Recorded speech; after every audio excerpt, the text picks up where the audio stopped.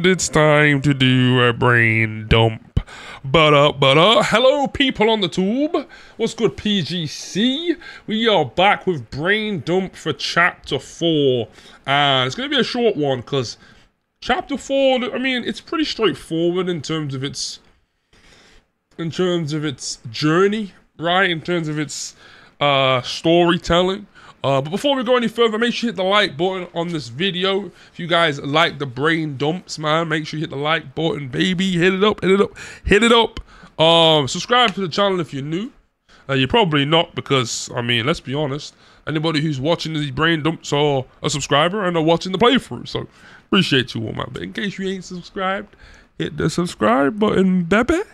Anyways, back to chapter 4. So, we start off in more of a darker, cavey kind of, you know, tombey area versus the previous chapters, right? And we're rolling through and dealing with some spiders and things of that nature, okay?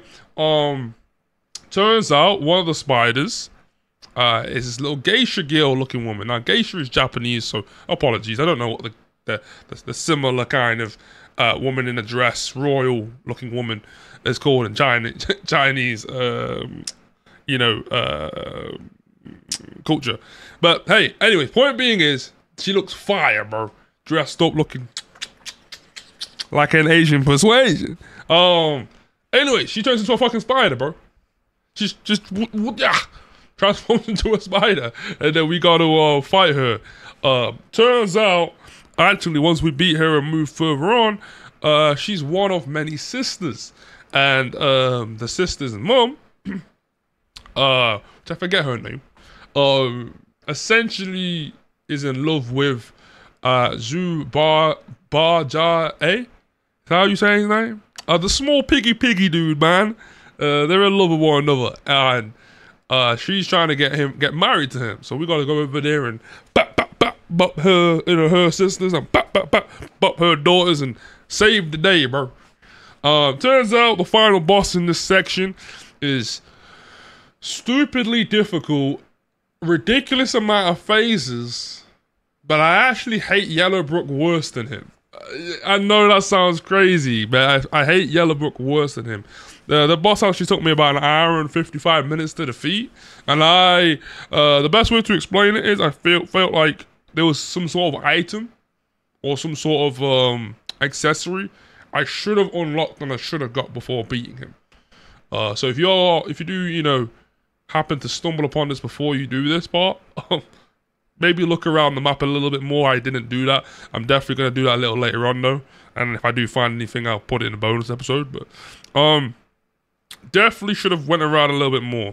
Now, did I feel like I was weak? No. Did I feel like I was under-leveled? No. Did I feel like the game is too difficult up to that point? No. The boss just did some stuff that, like, is just bullshit. You know what I'm saying? And until you die a couple times to understand his patterns, you just don't get it. You know, he's doing big AoE moves, but like the camera angle, which is one major pet peeve of mine, actually ruining part of the experience for me in this game, is these characters being so big and like the camera angles constantly panning up like this, constantly like just trying to fucking, you know, see the boss constantly panning up, and like you can't see half of the fucking things going on, you know. So I say all that to say, this boss was ridiculous. He does a load of AoE moves that you have to look at him and look at the reflections on him in order to see when the move's gonna hit its apex, so you can dodge it properly. There's a lot of like charge moves he does that have much different timings from what you're typically used to. So you're really gonna get thrown off fighting this boss. And like I said, it took me an hour and 55 minutes. I felt like I was missing some sort of important item or important skill or important coating or something in order for me to, you know, resist some of the electric damage he was doing. But all in all, the chapter was pretty good. In terms of the story, you know, it's typical kind of, you know, a boy loves girl, girl loves boy. But the twist to it is they both fall in love with each other while they're human, but they both get plagued with some sort of like demon kind of animal, spirit, So I think the pig, the boar, actually is a separate entity and a separate spirit that takes and controls Zhu Banjay. How do you say his name? I think that's the gimmick. It was that, right? Evil pig spirit takes and consumes human. And as the guy's trying to fall in love with his girl, it turns out that he's actually the pig, right? In which that freaks her out. And they later meet up with one another again to meet, but this time he's the pig and she's the female, right? And she's like, "Don't worry, I actually have something to show you." And she turns into the fucking spider, So I'm gonna assume the spider demon actually controls her too. So it's a really cool kind of play on the fact that like both of them are controlled by these demon spirits. At least that's how I interpreted the story. And as much as he wanted to be, able to be in love with her, he's almost like bound and sworn to work alongside or work for or with Wukong, and that's the part of the story that I'm not quite understanding. But at the end of the music video, at the end of the cartoon, it shows him waking up in the field, no longer with his loved one, and having to return back to the mountain to go and continue the journey with Wukong and what looked like some of the other members from the previous chapters as well. And again, I just want to make this really, really clear. I don't know anything about Journey to the West. I think the story in this game, in particular Black Myth Wukong, is cool. It's clearly not trying to tell you the story outright, but rather give it you in drips and drabs in order for you to go and use some of the various sources in the game and go out of your way out of the game to go figure out what's going on. I wish I will be doing that type of stuff once I finish the game in its entirety. We just finished chapter 4, moving on to chapter 5. There are 6 relics in total.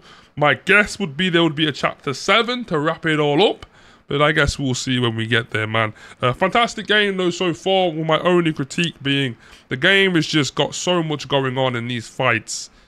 You can't see half of the moves, which really creates this really annoying frustration in battle. When you're fighting regular mobs, it's fine. But certain bosses, man, they do such crazy jumps and moves that like you can't quite see them. The camera can't pan in time. Their bodies are so big, or the camera makes you lock onto like their face, but their bodies are doing the attack. That's out of the screen, So a lot of really annoying camera work. The game could have done with maybe you zooming out a bit more, especially because you don't need to necessarily see what Wukong is doing, even though you kind of do, because he gets locked into combos quite a lot. So, I don't know, but it feels like the camera angle needs to be zoomed out a bit, and it really makes some boss fights like insanely difficult. Especially this final boss. He's on like 4 legs kind of thing. It's like a spider / human, right? Like a centaur kind of thing, and man, you can't really hit him sometimes. Like your attacks will phase through him because the camera has you locked onto his chest, or like his lower chest, like his abdominal. But his legs are like separated, right? So you're like locked on here. It's a really bad example, I'm sorry. You're like locked on here and like you attack, but through the legs. So you just miss out on damage. Like there's just no way for you to, and like you can't shift over and hit his left or right leg because that messes up your whole orientation. So when he does his attacks that wouldn't typically hit you, now hit you. So then you need to spend the time to reorientate to hit him, then reorientate to dodge the move, but then reorientate with the camera for it to not make him come off the screen. So there's a lot you have to manage. Never mind dodging, learning the attack patterns, making sure your equipment's good, and getting your damage in yourself. Yeah, just a lot to manage. And I really want to know what other people, I really want to see what other people have been dealing and how they've been dealing with it. And I really can't wait to watch videos once I complete the game in its entirety to see how people defeat certain bosses. I might do like a reaction series where we go back and watch how other people defeated bosses compared to me, you know. That might be a really interesting series to do on the channel. But anyways, I'm done talking. We hit the 10-minute mark. I'm trying to make these way shorter. I want to say special thanks to everybody who's sticking by and watching these Wukong videos, man. Look, I'm going to keep dropping them until we complete the game. And even after we complete the game, I'm going to try and do some more Wukong content so we can kind of get a better understanding of some of the characters and stuff that the world presents, man. So make sure you hit the like button, subscribe to the channel if you are new to join the PGC. Enjoy the rest of your day, evening, or night, depending where you're from. Much love and much respect as always. Enjoy the rest of your day, evening, night, and I'll see you when I see you. Lay. Thanks for watching.